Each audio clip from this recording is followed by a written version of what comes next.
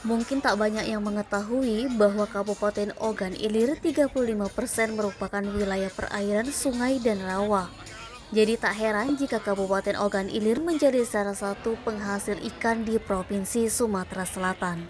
Potensi yang luar biasa ini memberikan peluang bagi para pelaku usaha mikro, kecil, dan menengah di Kabupaten Ogan Ilir untuk mengembangkan beragam penganan khas olahan dari ikan.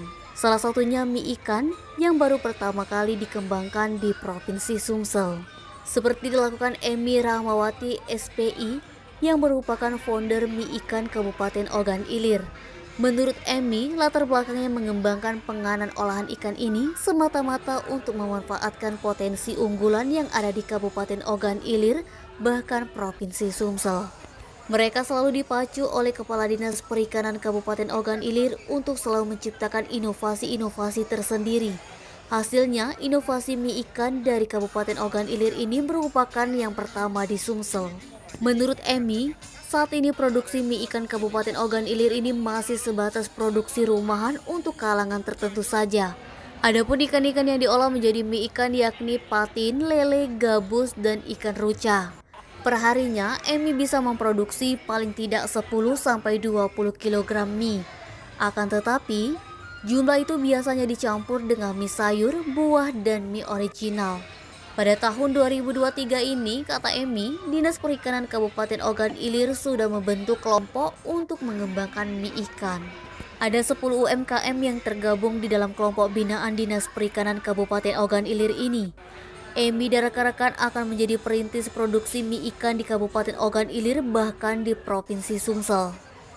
Untuk proses pembuatan, Emi menjelaskan mulai dari pencampuran bahan utama berupa ikan giling, terigu, telur, dan garam.